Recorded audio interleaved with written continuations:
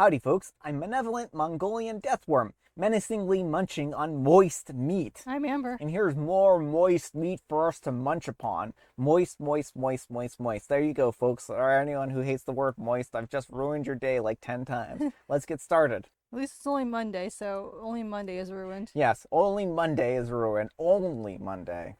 It was already ruined, folks. Don't have any delusions.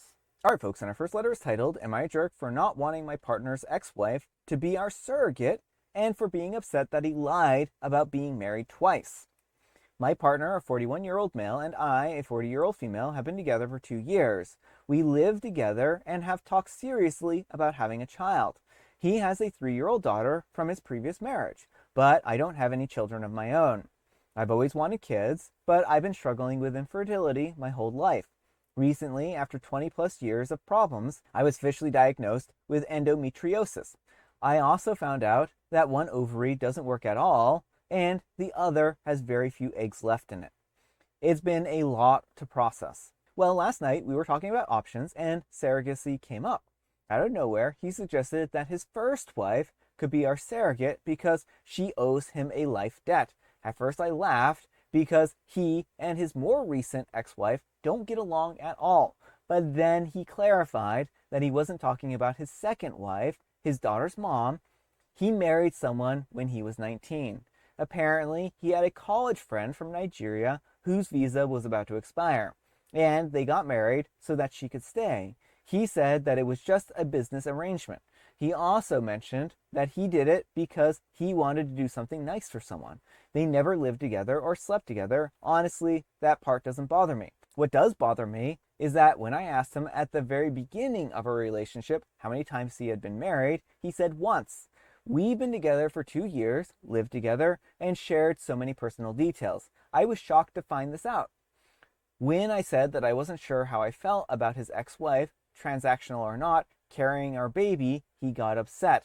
He told me that I should be grateful that he's even offering and accused me of being ungrateful for not quote-unquote taking advantage of this nice thing.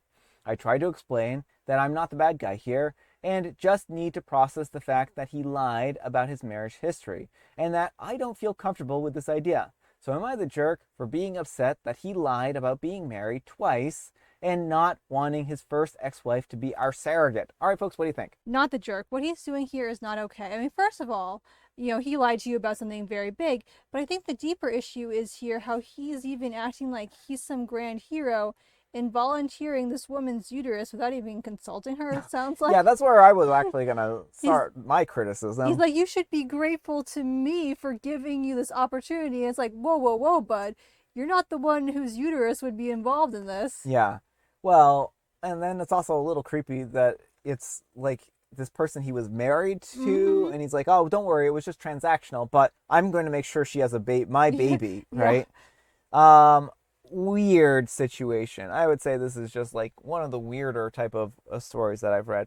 I think that this is beyond problematic. The fact that he thinks that he can tell another woman what to do with their reproductive system just because he helped them out this one time. Like, there's a lot of favors that, a lot of things that people would do.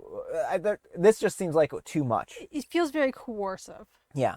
It's like, oh, I had this in the back pocket the whole time that I could coerce this woman into doing whatever I want her to do just because I helped her out being a nice guy. Collecting on a debt like this doesn't make you a nice person, right? It doesn't mean that you did this out of the kindness of your heart. It means that you are keeping this in your back pocket so that someday you could use it to your advantage. And that doesn't say a lot of good things about this guy. No, it doesn't. But let me know what you folks think. So anyhow, take care and good luck. And Nicanian42 says, why are you upset about not knowing about the previous marriage, but not about him offering to use said marriage as a mean of pressuring his ex to be a surrogate for the two of you? And Historical Kick 3294 says, and he has stayed in touch with her for all these years, I wonder? And OP replies, I asked him that, and he said that he had her on LinkedIn, so he had a way to contact her, but that they did not talk on a regular basis. He originally said that they were friends in college, so I thought that it was strange that he had kept in better contact with her, especially after the marriage thing, but I don't know. And OP also replies, I never said that I wasn't upset about that. This and the other reasons, such as bodily autonomy, are some of the reasons why I'm not on board with this. Alright folks, and our next letter is titled, My boyfriend proposed to me in a way that made me feel like a joke. I can't stop replaying it. So, I'm a 28-year-old female and my boyfriend, a 29-year-old male, proposed last month. I should be over the moon, but I can't stop feeling weird about what happened. How he proposed was during a poker night with his friends, after losing a bet. He literally said, fine, I'll do it, and then pulled a ring box out in front of everyone while they laughed. I froze, everyone thought that it was hilarious, but I felt humiliated. I said yes, because I do love him, but every time I picture that moment, my stomach knots up. I wanted something intimate and meaningful. Instead, it felt like a dare. I haven't told him how much it hurt because I don't want to sound ungrateful, but I can't stop wondering if this is a sign how little he thinks about me sometimes. All right, folks, what do you think? I mean, I don't think OP is wrong for having these feelings. It does sound like a very poorly planned out proposal. Like he wasn't thinking about what OP would want at all. Yeah. Like he may have thought this would be funny and oh ha ha, and it didn't do that. So I think it's important that OP have a sit down with him and tell him how she's feeling. If she doesn't feel comfortable telling him that, then that's probably a good sign that you shouldn't be marrying him. Well, also, I kind of want to comment on the whole being grateful. Like, I mean, you shouldn't be grateful that your partner proposed to you. And I mean, Right. like, feel like, oh, if I'm an inconvenience, it's such an inconvenience to them that that this is a great gift that they've given me, that their Right. proposal. This should be something that you both want and are excited for, right? Exactly. That's a really good point you made. You shouldn't feel like your presence is so much of an inconvenience to them that, like, you're like groveling at them, and like you need to be grateful for every scrap they give you. Yeah. I think that OP, if they really want a new proposal, that they should talk to their partner about that and say, well, I really love you. I think the way you proposed to me after giving it some time wasn't what I really wanted out of a proposal. Can you please propose to me in a proper way, in a more intimate way, and I'll talk to you about that in the future or something like that, right? Mm-hmm. And that's that's the thing, is like, this was, I don't think that he had bad intentions, but I think that he just did this in a really poor way, because he wouldn't have had the ring on him if this wasn't planned out to some degree, right? Right. So it felt like they planned this out. They thought it was going to be funny. They didn't think about what OP wanted, and it ended up being something that hurt OP's feelings, right? And I think Mm-hmm. that she needs to be comfortable with talking to her partner about that. But let me know what you folks think. So anyhow, take care and good luck. And Music Court says, you need to tell him how it felt sooner rather than later. This is the kind of thing that builds resentment in relationships. Plus, he brushed off your feelings on the matter. Do you really want to spend the next 40 to 50 years attached to someone so uncaring? And These Process 7331 says, this OP, if you can't actually communicate honestly and listen to each other's issues, then the marriage is doomed anyways. If he keeps digging his heels in and refuses to understand your feelings and point of view, then he's actually too emotionally immature to marry. And Crest Fuzzy 1935 says, if you can't respect how deeply something like this hurts you, then it's a big red flag. Emotional maturity matters way more than a flashy proposal. Alright folks, and our next letter is titled, Am I a jerk for putting my girlfriend through a cheating test before I propose to her? I'm 26 and she's 24, and we've been dating for 3 years now. We have discussed marriage and kids, and I feel like we're both ready for that step. But I've had some concerns for a year. She's very secretive about her phone. Granted, she stopped posting stuff, and then 6 months ago, she deleted all of her social media that had posts about us. I was kind of upset, but she went through a lot with her abusive family around that time, so I didn't question anything. But ever since then, she's been more and more distant. She's always doing something on her phone, but won't let me see and gets all defensive. She doesn't have any socials, so what is she doing? Why can't I see it? I was having doubts, so my brother started saying that she might be cheating or talking to men with new accounts. It's literally been 2 weeks. She hasn't even seen me. She keeps making excuses that she's tired and all. I was going crazy. So I let my friend send her number to one of his friends, and that guy started flirting with her on text, but the thing is that he was terrible and ruined everything. She freaked out and kept asking where he got the number from, and that he didn't know how to answer. She called him directly and started yelling and saying that she'll report him for harassment, and he blurted out everything. She was really mad, and he said that she started crying and blocked him. I tried calling and texting her, but the only thing that she said was, "I thought you understood me, but this is a whole nother level of messed up." And that was 3 days ago, and she hasn't talked to me since. I tried calling her friends, and they all said that they haven't heard or seen from her. Have I messed this up entirely? What do I do to fix this? Please help. All right, folks, what do you think? Yeah, Opie, I think you're definitely in the wrong here. I mean, if you're to the point of setting up one of these like cheating test things, you shouldn't be getting married in the first place. Like, instead of trying to improve your communication and like finding some way to have a sit down or explaining to her how much this was an issue for you and you were going to have to go separate ways, you decided to come up with this, gave her number to some guy she didn't know to try and get him to flirt with her. Like, I would be creeped the heck out if some random guy got my number and started texting me and like flirtily. I'd be like she did, like, how did you get my number? Like, this is creepy. Go away. Yeah. Well, and then on top of that, like, they apparently have an abusive family that Yeah. they've tried breaking away from and are trying to hide from, it sounds like. Well, And then they get this mysterious number who starts harassing them. yeah, and the deleting all the socials sounds like, it may just have been to escape the family too. Yeah. Like, that doesn't sound nefarious. That sounds like I'm locking things down so Yeah. that they can't get a hold of me. And I think that's what concerned her more than anything is like the fact that she was in this abusive family situation. She's been escaping from it, and she's locked down her socials so that she doesn't have to, deal with them, right? And as for her not allowing him to look at her phone, everyone's entitled to privacy, right? And I mean, certainly, like, if you have concerns about somebody cheating, maybe it's best to directly talk to them about that instead of, say, instead of just assuming that they're hiding something from you, right? So I think that OP really messed up here, and the fact that no one has heard from her really concerns me. And I think that OP should tell the friends so that they can go find her and check up on her. This isn't a good situation, and I think that OP really made the wrong move here. Like, doing this was just a terrible idea. Yeah, absolutely. But let me know what you folks think. So anyhow, take care and good luck. But folks, let's see what the Wheel of Judgment has to say. Wheel of Judgment, turn, turn, turn. Tell us the judgment that OP's earned. You're the jerk like it's your full-time job. The shoe fits. Wear it.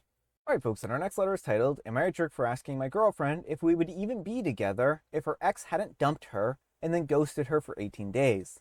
I'm a 29-year-old male, and my girlfriend, a 27-year-old female, have been together for almost 3 years, close to engagement. We're happy until her ex, we'll call him Aiden, came back into the picture. Before me, she was in 2 short relationships. One she fell out of love with, and the other she ended because she said that he deserved the same kind of love back. But Adrian was the one that she fell head over heels for. He dumped her, but she still says that he's the reason that she believes in love and that she's capable of being loved. She even talks about him with respect, like he was some great guy even though he broke her heart. Anyways, I've never had to deal with him until a couple of months ago when he moved back and started hanging around their mutual friends. I told her that I don't like it, and she said that I'm being hypocritical because I still talk to my exes, but that's not the same at all. I don't see why she thinks it is. At least she doesn't talk to him one-on-one, so I guess that's something. Well, then things got worse. She writes poems, songs, stories, it's just a hobby, and she doesn't show anyone. I snooped and I read them.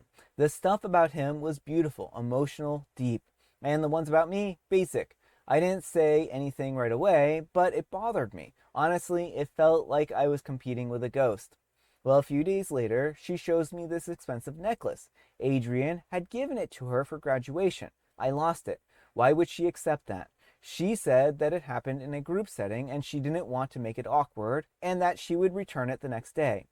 Still, she shouldn't have accepted it at all. Then she quietly muttered that he probably thought her degree was worth something, which was an obvious jab at me. I mean, seriously? She got her bachelor's at 27. People get their masters at even younger ages, so you could see why I didn't think that it was a big deal. When I said that to her, she had agreed with me instead of telling me that it was big for her, but apparently Adrian somehow knew that it mattered to her. She always expects me to read her mind. And that's another thing. She's so closed off and difficult. She doesn't share her feelings and she hides everything and expects me just to figure it out somehow. We fought. I admitted that I read her stuff and said that she wrote better things about him than me. She was furious and said that I invaded her privacy. We went back and forth. I said that I can't read her mind. No one can because she's difficult to deal with, and she shot back, someone did, obviously talking about him. That was the last straw. So I told her that he dumped her for a reason too. He must have been miserable. So she should stop trying to have a repeat of that relationship because she's not easy to love and live with. Finally, I asked her if she would even be with me if he hadn't broken up with her. She said that that's not fair to ask, and I walked out. It's been 18 days since then, and I haven't talked to her, and she keeps texting and calling, but I keep ignoring. My mom asked me what's up when I told her, and she said that she's disappointed in me. All right, folks, what do you think? Jerk or not the jerk? I don't think OP is mature enough to be in a relationship. I think there are mistakes on both sides. I can understand why he's concerned about some of his girlfriend's behavior regarding Adrian or Aiden, whatever his name is. It's clear that she still harbors something for him, but I think that he is demonstrating exactly why he's not a good partner. I mean, demeaning your partner's achievements, it shouldn't matter at what age you get a degree at. That No. is still a huge accomplishment that's worth celebrating. Invading her privacy and reading her private stuff, and then ghosting her for 18 days, none of this screams a mature and healthy relationship. If you don't trust her, you can break up with her. You can have open and honest conversations and go to therapy, but don't do this nonsense. Yeah. And the thing is, I think there are a lot of red flags on OP's part. He thinks that he's the easiest person to live with, right? Right. He's making it sound like, oh, everything's great on his end and that he's the perfect partner. Well, I got news for you, bud. You got problems. You got major problems. Well, his whole I'm not a mind reader. How was I supposed to know your graduation isn't important? Yeah. As if there's a reason why they have they have graduation ceremonies for a reason. Yeah. And it doesn't take a mind reader to know that something like a graduation is important to her, Mm-hmm. right? And it sounds like Adrian got her a gift and OP didn't even. Mm-hmm. And I think that that's a really sad state. That this person who she dated for a little while knew her better than OP, who's dated her for, what, 2 or 3 years or something like Mm-hmm. that. And it's clear that OP is very insecure about this.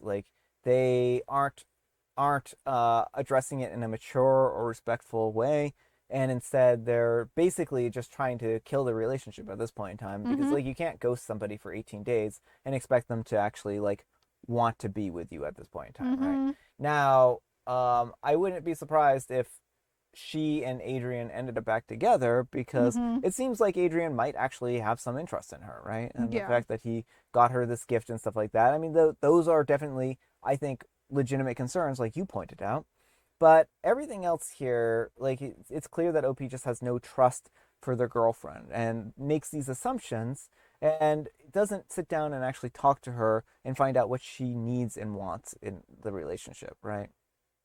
Well, So, that's another thing too. If you're not sure about how your partner feels about things, you can always check in with them. There doesn't yeah, have to be mind reading. exactly.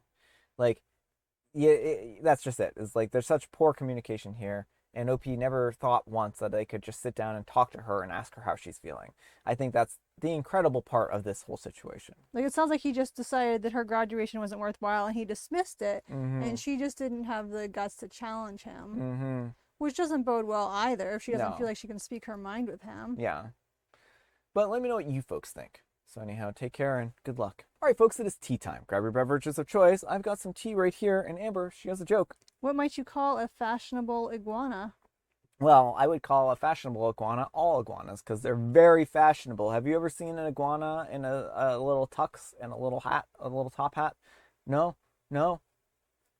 It That's sounds because adorable. apparently it sounds horrible. It says sounds Oh, adorable. adorable. Yes, it is very adorable. They're very fashionable.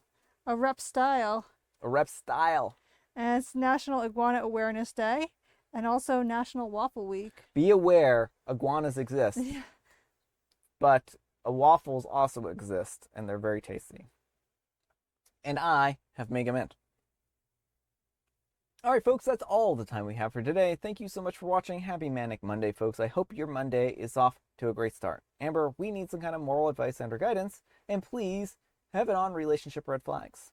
If you cannot have open and honest communications with your partner, that's a major red flag for your relationship. Sure is. Thanks so much for watching, and we'll see you all tomorrow. Bye.